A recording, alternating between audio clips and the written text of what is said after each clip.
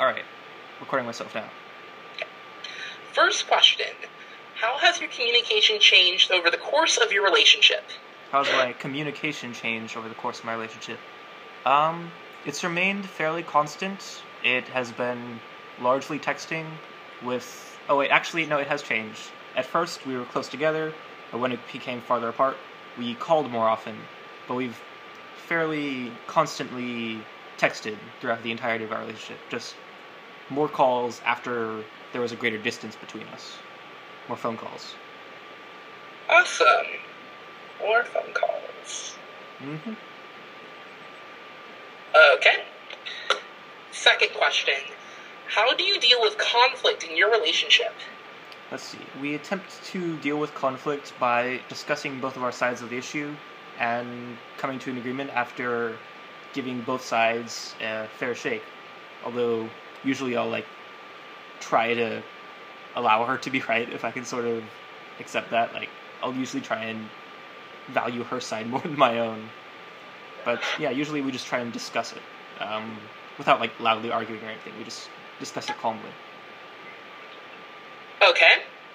Perfect. Question number 3. Mm-hmm. How does your communication in your relationship compare to other relationship types? So how does it compare to, your friendships? How is your relationship with Olivia compared to your friendships or, relationships with your parents? With regards to communication? Yes. Well, obviously I don't usually call other people. My communication with other people is almost entirely by text, unless, of course, I see them in person, in which communication is just talking to them directly. So I will occasionally Skype call or just regular call some other people, but for the most part, I reserve that for communication with my girlfriend, solely because it's more practical and intimate to call someone, and sometimes it's easier to get your point across than through text. But for most of my friends or most of my family, the majority of communication I do by text. Whereas with Olivia, with my serious relationship, it's a lot of text, and also more calling than I do with anyone else.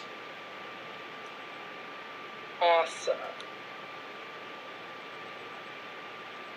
Alright.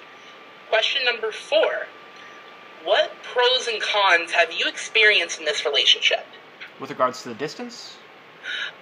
Just in general, throughout the course of your relationship, how, what have you, benefited from this relationship? What ways have you benefited? Yeah. And, what ways has it, disadvantaged you? Well, let's see. As for pros, there is both increased physical and emotional and mental intimacy, as well as someone who one can always talk to and come to with whatever problems might be plaguing oneself, and simply a willing audience to basically anything. So those are some pretty big pros. As for, I suppose, detriments, there's simply the fact of exclusivity, in that if I feel any sort of attraction to someone else, then I need to quash that, because otherwise it's cheating. So the need to put down flirtation and lust or whatever after anybody else, just the requirement to stay faithful could be considered a detriment, whereas when one is single, one can indulge any whims, so to speak. Any other detriments I can think of? I guess there's slightly more conflicts, because if I'm single, then I don't have anyone to conflict with. But, yeah, that would be it. So I guess on pros, there's the intimacy, physically, emotionally, and mentally.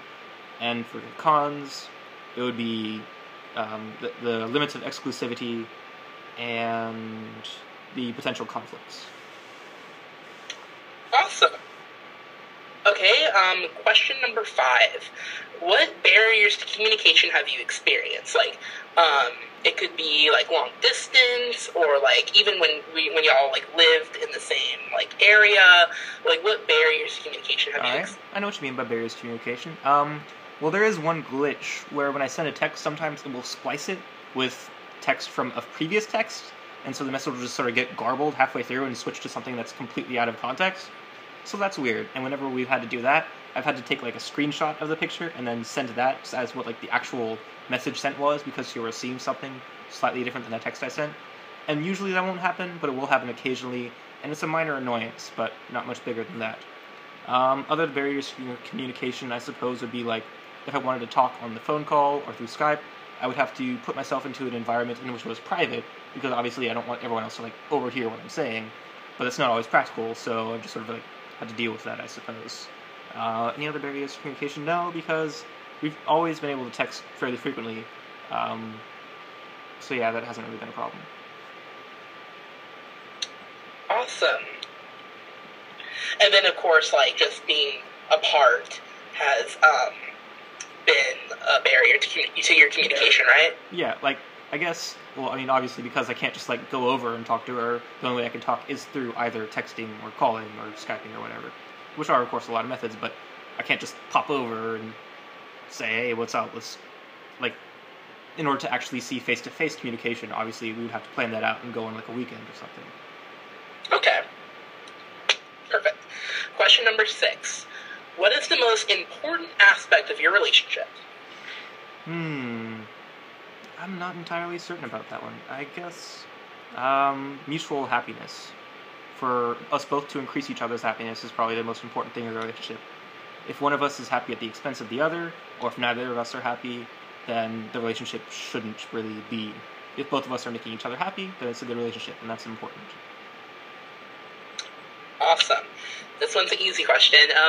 What medium do you most often use to communicate, and why? So text, because it's most convenient. It can be done all the time. It can be done discreetly. One can edit oneself when texting so as to prevent some miscommunications. So texting, because of convenience. Awesome. Okay. Question number 8.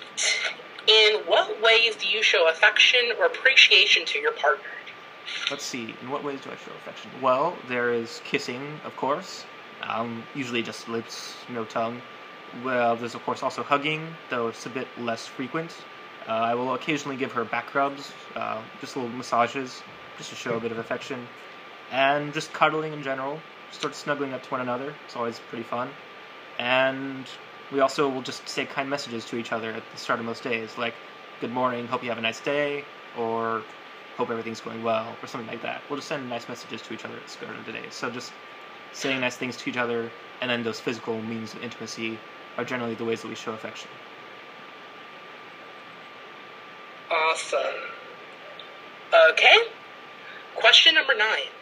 What makes your relationship unique?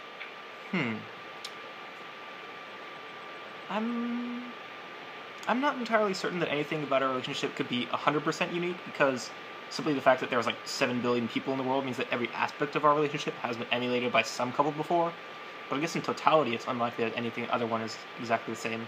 I think that it's unusual how honest we are with each other, which is something we like emphasize with each other. Like, I figure other people maybe have slightly greater levels of dishonesty, so that might be slightly unique about our relationship. And perhaps the frequency with which we text is slightly unusual, because a lot of other people will text a lot less frequently and focus more on other means of communication, whereas we'll text, 20 plus times per day or something like that. Like, it feels like something's off if we're not, like, texting each other. Any other ways about our relationship's unique? Nothing I can really think of at the moment. Can't really think of anything else. Okay. And finally, last question, how do you express emotion to your partner? I suppose either through, well, if we're like face to face, then obviously the way you always express emotion, either usually through like facial expressions, body language, both spoken and unspoken words. As for over text, sometimes smileys are required in order to bridge the gap of not being able to hear one's tone of voice. So like some sort of emoticons or whatever can be used to express sarcasm or joy or a joking nature or something like that. So how are emotions expressed? I mean, the same way anyone else expresses emotions. Not only through saying how you're feeling, but sometimes if you're hiding that, then just how you look, how you all the unspoken things, the body language. Awesome. I believe that is it. Something weird is happening to Olivia's computer, but yeah, thank you so much. I got a lot of great information here. It's going to help out a lot. Thank you so much for participating. No problem at all, man. It's a lot. All right, gonna stop recording myself now. Awesome.